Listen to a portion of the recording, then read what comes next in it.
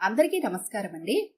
ఈరోజు మనం డాక్టర్ కొఠారి వాణిచలపతిరావు గారు రచించిన ఆడపిల్ల అనే ఓ చక్కటి కథను విందాం. ఇక కథలోకి వెళ్దాం. వేదవతి ఆటో దిగింది. ఆటో శబ్దం విని హాల్లో నుంచి బయటకొచ్చిన పెద్దన్న దివాకర్ ఆశ్చర్యం ముఖంలో గొంతులో వ్యక్తమవుతుండగా, వేద వచ్చింది అన్నాడు. వేద వచ్చిందా అంటూ చిన్నన్న కరుణాకర్, తమ్ముడు హరీష్ కూడా వచ్చారు. ఆ వెంటనే తల్లి, తండ్రి, వదినలు, మరదలు అంతా వచ్చి వసారాలో నిల్చున్నారు. పొలోమంటూ మేనల్లుళ్ళు, మేనకోడళ్ళు వచ్చారు. ఆటో అతనికి డబ్బులిచ్చి చంకలో పిల్లాడ్ని ఆ చేతి నుంచి ఈ చేతికి మార్చుకుని చిరునవ్వుతో అందరి వంక చూసింది వేదవతి. గ్రూప్ ఫోటోకు నిల్చున్నట్లు అక్కడ ఒకరి పక్కన ఒకరు కుటుంబం అంతా ఉన్నారు. అది చూసి, అందరూ ఉన్నారిక్కడ, నేనొక్కదాని తప్ప, నేను మగపిల్లవాడినయ్యుంటే తప్పక ఉండేదాన్ని అనుకుంది. మనసులో చోటు చేసుకున్న వెలితి ముఖం మీద కనబడకుండా మామూలుగా ఉంటూ, అకాల వర్షంలా ఉత్తరం ముక్కైనా రాయకుండా ఏమిటే ఈ రాక అంది తల్లి అనసూయమ్మ ఎదురుగా వచ్చి మనవణ్ణి అందుకుంటూ. అత్తయ్యొచ్చింది, అత్తయ్యొచ్చింది అంటూ తనను చుట్టుముట్టిన పిల్లల్ని ముద్దు చేస్తూ, ఏ ఎప్పుడు పడితే అప్పుడు నేను రాకూడదా అంది వేదవతి నిష్ఠూరంగా తల్లినుద్దేశించి. ఆహా, రాకూడదని కాదు, స్టేషన్కి ఎవరైనా వచ్చేవాళ్ళు కదా ముందే తెలిస్తే. అన్నయ్యలు, తమ్ముడు, వదినలు, మరదలు, మేనల్లుళ్ళు, మేనగోడళ్ళు అందరూ వచ్చారని తెలిసి వచ్చాను అంది వేదవతి తన రాకతో అప్పటికైనా వివర్ణమైన అందరి ముఖాల్లోని గుచ్చి గుచ్చి చూస్తూ. శశిని తీసుకురాలేదే మనవరాల్ని ఉద్దేశించి అంది అనసూయమ్మ. మా అత్తగారి వద్ద ఉంచొచ్చాను అంది వేదవతి. తల్లికి తన రాక ఇష్టం లేదని, అయినా తల్లి కనుక ఆ భావం బయటపడకుండా మాటలతో, మర్యాదలతో తనను మభ్యపెట్టే ప్రయత్నం చేస్తోందని అర్థమైంది ఆమెకు. కాలు కడుక్కుందోగాని రావేదా అని పెద్దవదిన అనడంతో సందులోకెళ్తూ హాల్లో చాప మీద అక్కడొకటి ఇక్కడొకటిగా పడి ఉన్న స్టాంపు పేపర్ల వంక ఒక్కసారి చూసి విషయం అర్థం చేసుకుంది వేదవతి. అప్పటిదాకా అంతా కూర్చొని మాటలు చర్చలు చేసుకుంటున్నారు. తను రాగానే అంతా లేచొచ్చారు. తను కాళ్లు కడుక్కొని మళ్లీ హాల్లోకొచ్చేసరికి అవన్నీ తీసి లోపల పెట్టు అని తండ్రి అనటం, చిన్నన్న చకచక అన్నింటినీ తీసి చక్కపెట్టెలో పెట్టటం వేదవతి కంటపడింది. మరదలు మంచినీళ్ళు అందిస్తూ, బావున్నారా వదినగారు అని అడిగింది. మా అందరి భోజనాలు అయ్యాయి, నువ్వురా వడ్డిస్తాను, ఇప్పటికే ఆలస్యం అయింది అంది. పిల్లాడికి నేను పెడతాన్లే, నువ్వు తినేసే అంది తల్లి. వద్దు, భోజనం చేసే బయలుదేరాను. పొద్దున్ననగా ఎప్పుడు తిన్నావో ఏమిటో, అయినా ఇప్పుడు తినలేనులే. పోనీ టిఫిన్ చేయండి అంటూ పొద్దున చేసిన పూరీలు, కేసర స్వీటు తెచ్చి చేతికి అందించింది మరదలు. ఆ ప్లేటు తీసుకుంటుంటే కళ్ల వెంబటి నీళ్లొచ్చాయి వేదవతికి. అయినా గుడ్లలో నీరు గుడ్లలో కుక్కుకుంది.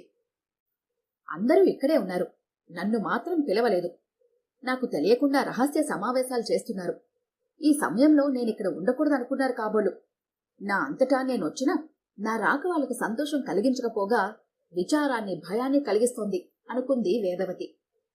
పైకి మాట్లాడుతున్న అందరి ముఖాలు ముడుచుకొని ఉన్నారు, నొసలు చిట్లించి ఉన్నారు. ఆసక్తికరమైన విషయాన్ని కుటుంబ సభ్యులందరూ కూర్చొని మాట్లాడుకుంటుంటే పానకంలో పుడకల పరాయి వ్యక్తి చేరితే ఎలా ఉంటుందో అలా ఉంది అందరి పరిస్థితి.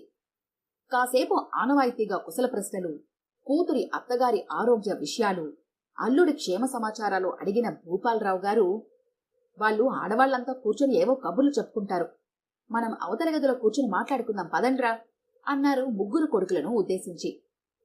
మీరేం మాట్లాడుకుంటారో మేం వినకపోతే ఎలా అన్న ఆలోచనను మనసులో దాచుకోవటం చేతకాక ఫేషియల్ ఎక్స్ప్రెషన్స్ ఇచ్చేశారు ఆడవాళ్లంతా నిరసనగా.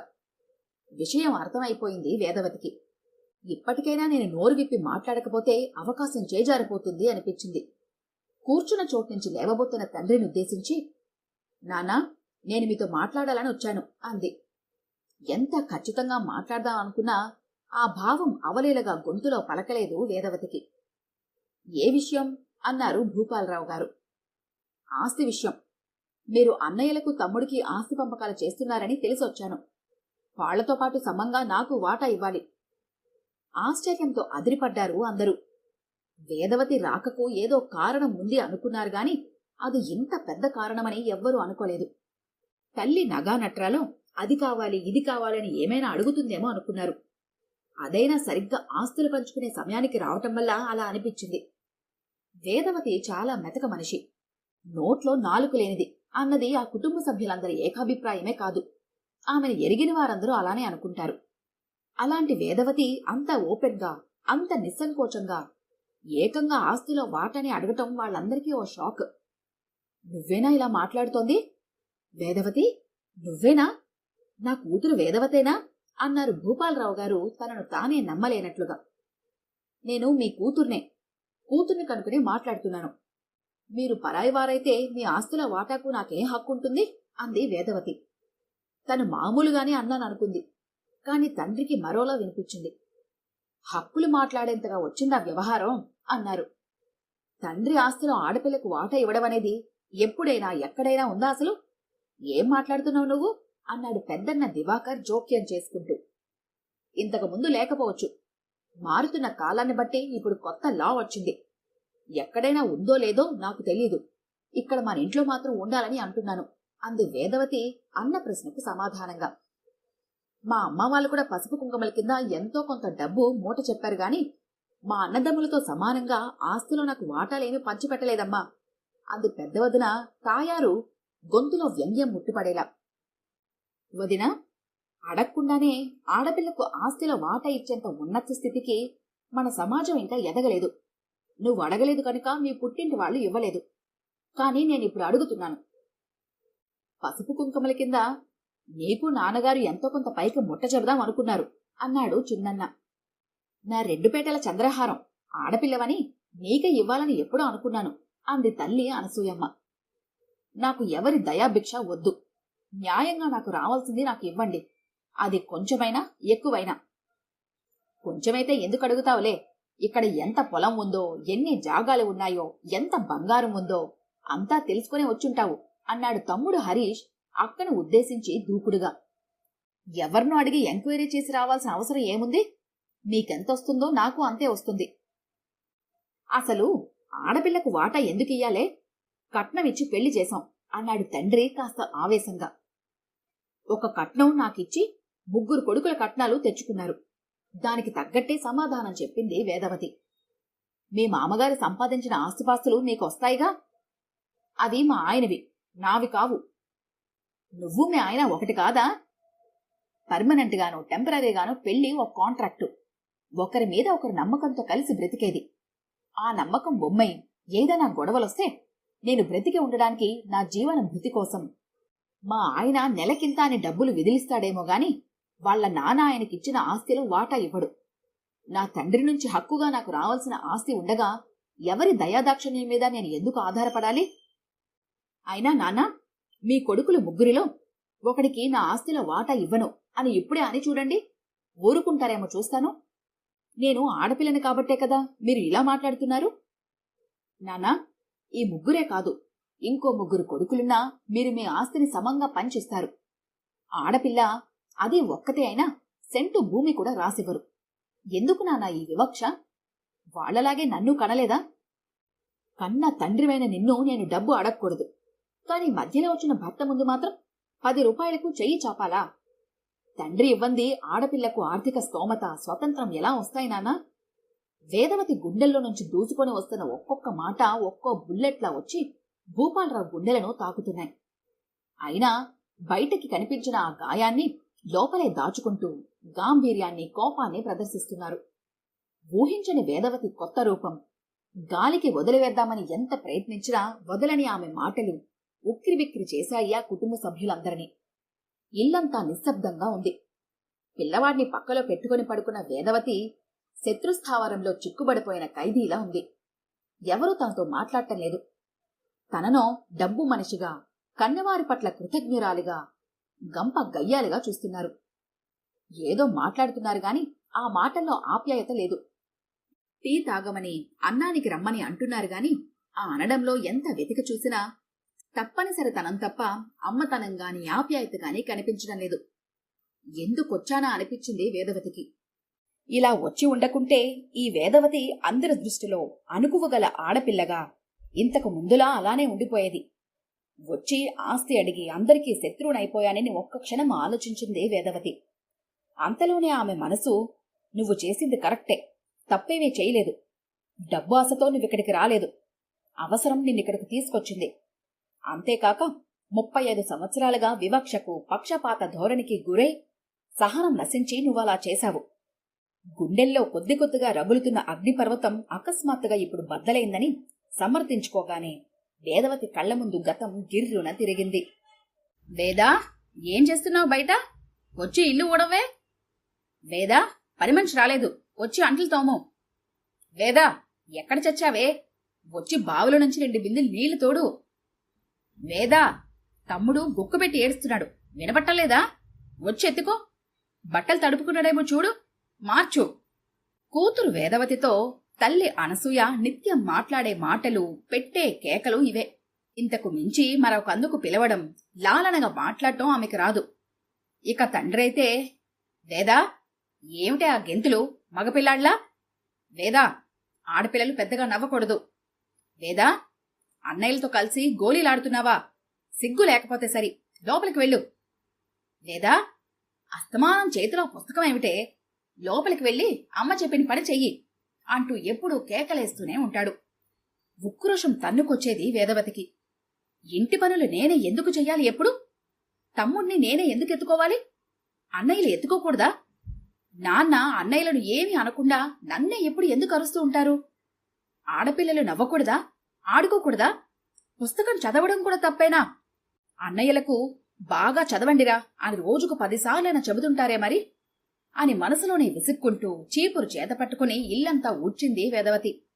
అంట్లు కడిగి తమ్ముణ్ణి ఎత్తుకుని ఆడించింది. తీరిక దొరికినప్పుడల్లా చిన్నారి వేదవతి చిన్న మెదడులో ఎన్ని ఆలోచనలో. అన్నయ్యల ప్రస్తావం అమ్మ నోట వచ్చినప్పుడల్లా వాళ్లను వంశోద్ధారకులు అంటుంది. తల్లిదండ్రులకు పుణ్యగతులు కలిగించేవాళ్లట. ఎంత గారాబం చేస్తారో అన్నయ్యలను, తమ్ముణ్ణి. దానికి తోడు అమ్మకు వరసయ్యే ఒక ఆయన చీటికి మాటికి సంచి పట్టుకుని దిగబడుతూ ఉంటాడు. వస్తూనే ప్లస్సు మైనస్సు అంటూ వస్తాడు. అన్నయ్యలు తమ్ముడు ప్లస్ అట, తను మైనస్ అట అనుకుంటుంది రోషంగా వేదవతి. పక్కింటి అన్నపూర్ణమ్మగారు ఓసారి గోడ మీద నుంచి మాట్లాడుతూ, ఒక్కగానొక్క ఆడపిల్ల, మీ ఇంటి మహాలక్ష్మి అంది. ఏం మహాలక్ష్మిలండి పిన్నిగారు, ఒక్కతే అయినా ఆడపిల్ల అనేసరికి ఎన్ని చెయ్యాలి? బోలెడు కట్నం పోసి పెళ్లి చెయ్యాలి, నగా నట్రా చేయించాలి, చీర సారే పెట్టాలి, సీమంతమని, బారసాలని, పండుగని, పబ్బమని ఎన్నుంటాయి. మీకంతా మగపిల్లలే, మీరు ఎంతైనా అదృష్టవంతులు అంది. మనసు చివుక్కుమంది వేదవతికి. అమ్మకు నా మీద పిసరంతైన ప్రేమ లేదా? ఆడపిల్లంటే అమ్మకు ఎందుకంత అలుసు? తను ఆడదేగా మరి అని ఎన్నిసార్లు ఆశ్చర్యపోయేదో లెక్కలేదు వేదవతికి. ప్రతి దానికి తనంటే చిన్నచూపు, అశ్రద్ధ, అలక్ష్యమే అనుకుంది బాధగా. అనసూయ భూపాలరావు దంపతులు మగపిల్లలను 2 బస్తీ పంపి చదివిస్తున్నారు. వేదవతికి చదువంటే ప్రాణం. స్కూల్లో టీచర్లు ఏం చదువుతావు అంటే మెడిసిన్ అని ఠక్కున చెప్పేది సమాధానం. తప్పక చదువుతావు, అంతటి అఖండమైన తెలివితేటలు నీవి అనేది టీచరు. ఆడపిల్లవు, నీకు పెద్ద చదువులెందుకు? ఓ అయ్య చేతిలో పెడితే అత్తారింటికి వెళ్లాల్సిందానివి అంటూ 9వ క్లాస్తో చదువు మానిపించి పెద్దన్నను డాక్టర్ చదువుకు పట్నం పంపినప్పుడు వెక్కి వెక్కి ఏడ్చింది వేదవతి. 2వ అన్నను ఇంజనీరింగ్ చదువుకు పంపినప్పుడు మరోసారి ఏడ్చింది. 2 సార్లు సంచి పట్టుకుని దిగబడిపోయిన మావయ్య, కట్నమే మైనస్ అంటే చదువుకు పెట్టే ఖర్చు మరో మైనస్సా? పెద్ద చదువులు చదివి సంపాదించి అది మొగుడుకు, పిల్లలకు ఖర్చు పెడుతుంది గాని నీకేమైనా ఇస్తుందా అంటూ ఆడపిల్లలకు చదువులు అనవసరమని సలహా ఇచ్చాడు, తనే పెద్ద తెలివిగలవాడిగా. 18వ ఏట వేదవతి అడుగుపెట్టడం ఆలస్యం. బ్రహ్మాండమైన సంబంధం తెచ్చాను అంటూ మళ్లీ తయారయ్యాడు ఆ సంచి మామయ్య. గుండెల మీద కుంపటి దింపుకోవాలి అంటూ భూపాలరావు, అనసూయ ఉరుకులు పరుగులు పెట్టి హడావిడి చేసి ప్రకాశం చేత 3 ముళ్ళు వేయించారు. దాంతో పెనం మీద నుంచి పొయ్యిలో పడ్డట్టయింది వేదవతి జీవితం. పుట్టింట్లో అంతమంది మధ్య ఒంటరిగా కొడుకును పక్కలో పెట్టుకుని పడుకున్న వేదవతి అటునుంచి ఇటు తిరిగి ఒత్తిగిలి పడుకుంది. బాల్యం నుంచి ఆమె ఆలోచనలు ఇప్పుడు భర్త వైపు మళ్ళాయి. పెళ్లైన కొత్తలో ఒకరోజు, వేదా, నా పర్సులోంచి డబ్బులు తీసావా? గద్దిస్తున్నట్టుగా అడిగాడు ప్రకాశం వేదవతిని. అవునండి, 20 రూపాయలు తీశాను, ఇంటి ముందుకు కూరలొస్తే కొన్నాను. ఇంకెప్పుడలా నా జోబులోంచి డబ్బులు తీకు అన్నాడు ప్రకాశం కఠినంగా. ఆశ్చర్యపోయింది వేదవతి. ఇంట్లోకి ఏది కావాలన్నా నేనే తెస్తాను అని విసురుగా అక్కడి నుంచి వెళ్లిపోయాడు. ఆ తర్వాత అన్నట్లుగానే బియ్యం, పప్పులు, కూరలు అన్నీ తనే తేవటం మొదలుపెట్టాడు. ఆయన ఇంట్లో లేనప్పుడు ఏమన్నా కావాలంటే వెళ్లి తెచ్చుకోవడానికి వేదవతి దగ్గర డబ్బులుండవు. ఇవి నీ ఖర్చులకుంచు అని 100 రూపాయలు కూడా ఇవ్వడు. ఇంట్లో ఉంచడు. దాంతో ఉన్న వాటితోనే సర్దుకోవడం అలవాటు చేసుకుంది. తన కోసం అంటూ ఏమీ కొనుక్కోకపోయినా పిల్లలు పుట్టాక వాళ్లు అవి ఇవి కావాలని అడుగుతుంటే గుండె పిండేసినట్టు ఉండేది వేదవతికి. ఉద్యోగం చేసి తనకు కావలసిన డబ్బులు సంపాదించుకోవడానికి చేతిలో క్వాలిఫికేషన్స్ లేవు. ఏదైనా చిన్న ఉద్యోగమైనా చేసి 2-3 వేలైనా సంపాదించుకోవాలని నిర్ణయించుకుని భర్తతో అంటే, ఏం చదువుకున్నావని ఉద్యోగం చేయడానికి? చిన్నా చితకా ఉద్యోగాలు చేసి నా పరువు తీయక్కర్లేదు. ఇంట్లోనే ఉండి అమ్మను పిల్లలను చూసుకో అన్నాడు. దాంతో ఏం చెయ్యాలో పాలుపోక ఏడ్చేసింది వేదవతి. చేతిలో 4 డబ్బులుండే మార్గమేది దొరకలేదు. తండ్రో అన్నో చూడ్డానికి వచ్చినప్పుడు పండ్లు, పిల్లలకి చాక్లెట్లు, బిస్కెట్లు కొనుక్కోమని వచ్చేవాళ్లుగాని చేతులు ఉంచుకోమ్మని డబ్బులిచ్చేవారు కాదు. వేదవతి అక్కడికి వెళ్ళినప్పుడు కూడా అంతే. పసుపు కుంకుమలు, చీర, చలిమిడి పెట్టేవాళ్లేగాని డబ్బులిచ్చేవాళ్లు కాదు.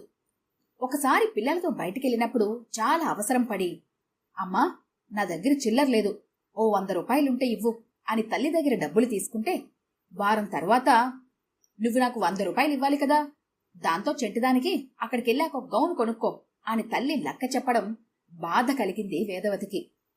ఆడపిల్ల తల్లిదండ్రులకు పెళ్లి కాకముందు, పెళ్లైన తర్వాత కూడా ఆడపిల్లే. పుడుతూనే పరాయిది. అందుకనే అన్వాంటెడ్ చైల్డ్గా తప్పనిసరి పరిస్థితిలో పెంచుకుంటూ ఉంటారు. ఇది చాలా చోట్ల ఉన్నదే. కాని కట్టుకున్న భర్త సైతం పరాయిదానగా చూడటం తనలాంటి కొద్దిమంది విషయంలోనే జరుగుతుండవచ్చు అనుకుంది వేదవతి. ఇంటికి ఎవరొచ్చినా భర్త ప్రకాశం నా ఇల్లు, నా పిల్లలు, నా పొలం అనే చెబుతాడు. కొండాపూర్లో నాకొక ఫ్లాట్ ఉందిరా, దాన్ని అమ్మాలనుకుంటున్నాను అన్నాడు ఓ రోజు మిత్రునితో. దాంతో ఆ ఇంట్లో ఆయన ఆస్తిలో, ఆయన డబ్బులో తనకేమీ హక్కులేదని, మన అంటూ తనను అతనితో కలుపుకోవడానికి ఇష్టపడ్డని అర్థమైపోయింది వేదవతికి. ఆ క్షణంలో అన్నలు, తమ్ముడితో పాటు తనను చదివించిన అమ్మా నాన్నల మీద విపరీతమైన కోపం వచ్చింది. గుండెల మీద కుంపటి అంటూ పెళ్లి పేరట తనను వదిలించుకోవడానికి వాళ్లు పడ్డ తొందర, ఆరాటం గుర్తుకొచ్చి తల్లిదండ్రుల మీద విరక్తి పెరిగిపోయింది. అది రాను రాను కసిగా మారిపోయింది వేదవతిలో. అవసరాలు, ఆర్థిక ఇబ్బందులు ఆ కసిని మరింత పెంచి అంతకంతకు భరించలేని ఒత్తిడిని ఆమెలో కలిగించాయి. అందుకే ఆ రోజు ఓ విస్ఫోటనంలా పుట్టింటి వాళ్ల గుండెల్లో పేలింది వేదవతి. నిన్న వేదవతి ఇచ్చిన షాక్ నుంచి ఆ ఇంట్లో ఇంకా ఎవరు కోలుకున్నట్లు లేదు. అందరి ముఖాలు మాడిపోయిన బల్బుల్లా ఉన్నాయి. చూపుల్లో వేదవతి మీద కోపము, నిరసన అతి స్పష్టంగా కనిపిస్తున్నాయి. మజ్జిగ చిలుకుతూ తల్లి అనసూయమ్మ, ఆడపిల్లలు ఈ రోజుల్లో ఆడపిల్లల్లా అనుకువగా, ప్రేమగా ఉండటం లేదు. మగపిల్లలను మించిపోతున్నారు. వాళ్లకన్నా వీళ్లకే తల్లిదండ్రుల మీద ఇష్టం, గౌరవం ఉంటాయని అంటారు గాని అవన్నీ ఉత్తి మాటలే. ఆమె అంటున్న మాటలు చల్లకవ్వం శబ్దంలో కలిసినా స్పష్టంగానే వినిపించాయి వేదవతికి. ముఖం కడుక్కుందామని సందులోకెళ్తుంటే అప్పటికి అక్కడున్న వదినలిద్దరూ, ఆస్తి కోసం వచ్చి ఎలా ఇంట్లో తిష్టవేసిందో చూడు, ఇవ్వకపోతే ఇంకా ఎంత గొడవ చేస్తుందో ఏమో, సిగ్గు లేకపోతే సరి అని గుసగుసగా చెప్పుకోవడం కూడా వేదవతికి వినబడింది. స్నానం చేసి తువ్వాలతో ఒళ్ళు తుడుచుకుంటూ, ఇలాంటి ఆడపిల్ల ఇంతవరకు మా వంశంలో ఎవ్వరికీ పుట్టుండదు. ఆడపిల్ల కన్న వాళ్లను నిలదీసి ఆస్తి పంపకాలు అడిగిందంటే బంధువుల్లో ఎంత అవమానం తల్లిదండ్రులకు. ఈ విషయం బయటపడితే ఇక తలెత్తుకుని నలుగురిలో తిరగలేం అంటున్నాడు బావి దగ్గర స్నానం చేస్తున్న తండ్రి భూపాలరావు. ఇక అన్నలు, తమ్ముడు అయితే వేదవతి ఎదురుపడితే అంటరానిది అన్నట్లుగా తప్పుకొని పోతున్నారు. అందరి పంక్తిన భోజనం పెట్టి ఆమెను పిలుస్తున్నారు గాని ఎవ్వరూ మాట్లాడకుండా అందరూ తలలు వంచుకొని తింటున్నారు. పిల్లవాడిని ఎవరూ దగ్గరికి పిలిచి ముద్దు చేయటం లేదు. అన్న పిల్లలతో కలిసి అప్పుడప్పుడు ఆడుకుంటున్నాడు అంతే. అలాంటి వాతావరణంలో ముళ్ల మీద ఉన్నట్లుగా 3 రోజులు ఉంది రేవతి. అయినా ఎవ్వరూ ఆస్తి పంపకాల గురించి మాట్లాడటం లేదు. వాటికి సంబంధించిన దస్తావేజులు, డాక్యుమెంట్లు రహస్యంగా ఎక్కడ దాచిపెట్టారో గాని బయటికి తీయటం లేదు. వాటి ప్రస్తావన తేవటం లేదు. తనను శత్రువుగా చూస్తున్న ఆ ఇంట్లో ఒక్క క్షణం కూడా ఉండబుద్ధి కావటం లేదు. తన ఇంటి నుంచి ఇక్కడికి వచ్చేటప్పుడు ఎందుకు వెళ్తుందో కారణం చెప్పకుండా, అమ్మా నాన్నలను చూసి వస్తాను 1-2 రోజుల్లో అని అత్తగారికి చెప్పి కూతుర్ని ఆమె దగ్గరే వదిలేసి వచ్చింది. తను త్వరగా వెళ్ళాలి. నాన్న మాత్రం ఏ విషయం తేల్చటం లేదు. ఎదురు చూసి చూసి తను వెళ్ళిపోతే తర్వాత ఆస్తి కొడుకులకు పంచుదామన్న ప్లాన్లో ఉన్నాడు. ప్రస్తుతం తన అవసరాలకు డబ్బు, భవిష్యత్తులో తన బ్రతుకు భద్రతకు తనకు కొంత స్థిరాస్తి కావాలి. అందుకు ఒకే ఒక మార్గం. తండ్రి నుంచి తనకు న్యాయంగా సంక్రమించాల్సిన ఆస్తిలో వాటా కోసం వచ్చింది. అయిన వాళ్ల ఇంటి దగ్గరే బిచ్చగత్తెలా అడుక్కోవాల్సిన పరిస్థితి వచ్చింది. ఆలోచిస్తుంటే రక్తం వేడెక్కిపోయింది వేదవతికి. 3వ రోజు ఉదయం బ్యాగ్ సర్దుకుంటూ, నాన్నా, నేనడిగిన విషయం ఏం చేశారు అని అడిగింది చాలా క్యాజువల్గా. దాంతో మళ్లీ నివ్వెరపోయి చూశాడు తండ్రి. పట్టించుకోనట్లు తన మౌనంగా ఉంటే మళ్లీ అడిగే ధైర్యం లేక ఏడుస్తూ కూతురు వెళ్లిపోతుందని అనుకుని ఉంటాడు. కాని అలా జరగకపోయేసరికి ఆయనకు లోపల నుంచి తన్నుకొచ్చింది ఉక్రోషం. ఏదో ఆడపిల్లవు కదా అని పసుపు కుంకుమల కింద కొంత పైకం, మీ అమ్మ గొలుసు ఒకటి ఇద్దామనుకున్నాను. ఇంతగా బరితెగించి అడుగుతున్నావు కనుక ₹1 కూడా ఇవ్వను. ఇదే నా నిర్ణయం అన్నాడు భూపాలరావు పిడికిలి బిగించి కళ్ళెర్ర చేస్తూ. ఆ మాటలతో బ్యాగ్ చేతిలో పట్టుకుని పిల్లాడిని ఎత్తుకుని కోపంగా 4 అడుగులు ముందుకేసి ఒక్క క్షణం ఆగి, సరే నాన్నా, అయితే మనం మళ్లీ కలుసుకునేది కోర్టులోనే. పసుపు కుంకుమల పైకం కోసం కాదు, ఆస్తిలో సమాన వాటా కోసం అంటూ చకచకా వెళ్లిపోయింది వేదవతి. వెనక నించున్న వాళ్లందరూ శిలాప్రతిమలై చూస్తూ ఉండగా. ఈ కథ కనుక మీకు నచ్చినట్లయితే లైక్ చేయండి, షేర్ చేయండి. మరిన్ని ఇంట్రెస్టింగ్ కథల కోసం మా ఛానల్ని తప్పకుండా సబ్స్క్రైబ్ చేసుకోండి.